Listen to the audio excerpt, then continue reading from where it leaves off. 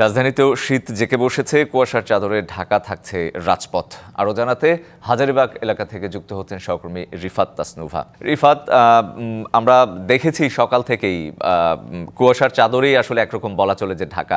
এখন বেলা বাড়ছে, কিন্তু এখন পর্যন্ত সকাল থেকে জনজীবনে কুয়াশা বা ঠান্ডা সেটির প্রভাব কেমন দেখলেন? রঞ্জন, আমরা শুরুতেই কিন্তু ছিলাম ঢাকার একেবারেই যে ব্যস্ত এলাকাগুলো সেই এলাকাগুলোতে। সেখানে দেখেছি যখন সকাল 7টা-8টা অনেক কুয়াশা ছিল, কুয়াশার কারণে জনজীবন কিন্তু একেবারেই বিপর্যস্ত হচ্ছিল। সেই খবর আমরা আপনার মাধ্যমে বা আমাদের সহকর্মীদের মাধ্যমে আমরা দিচ্ছিলাম। কিন্তু এখন কিন্তু বেলা কিছুটা বেড়েছে। বেলা বাড়ার সাথে সাথে শীতের তীব্রতা কিন্তু খুব একটা বেশি যে কমেছে সেটা কিন্তু আসলে বলা যাবে না, বরং একই রকম রয়েছে। এবং মানুষ সহ এলাকা বা বিভিন্ন এলাকায় যে পশু পাখি রয়েছে তাদের জীবনযাপনও কিন্তু অত্যন্ত বিপর্যস্ত হয়ে উঠছে। বিশেষ করে কর্মজীবী যে মানুষেরা রয়েছে তাদেরকে কিন্তু কাজে বের হতেই হচ্ছে। তাদের কিন্তু এটা ছাড়া আর কোনো উপায় নেই, তাদেরকে কাজে বের হতে হচ্ছে এই শীত উপেক্ষা করে, কারণ পেটের দায়ে তাদেরকে কাজ করতেই হবে।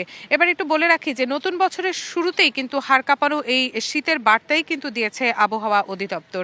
আমরা যদি বলি যে চলতি মাসে দেশে আরও 4 থেকে 5টি শৈত্যপ্রবাহ হতে পারে এমন একটি আশঙ্কার কথা তারা কিন্তু বলছে। এবং সানশাইন আটা ময়দা সুজি, ভালোবাসায় তৈরি তীব্র শৈত্য প্রবাহের সময় দেশের কোনো এলাকায়, বিশেষ করে ঢাকার বাইরে কোনো এলাকায় কিন্তু তাপমাত্রা 4 ডিগ্রি সেলসিয়াসেও নেমে আসতে পারে, এমন তথ্য আমরা গতকাল শুক্রবার আবহাওয়া অধিদপ্তরের একটি ব্রিফিংয়ের মাধ্যমে পেয়েছি।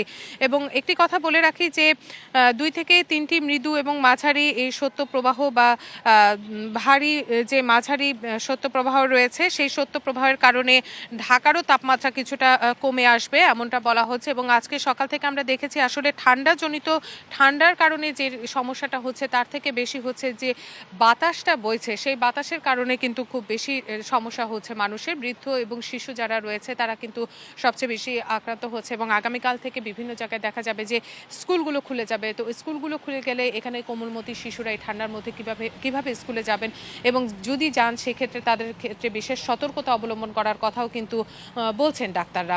তো এই কিন্তু ছিল আমার কাছে সবশেষ খবর। রঞ্জন। রিফাত, আপনাকে ধন্যবাদ।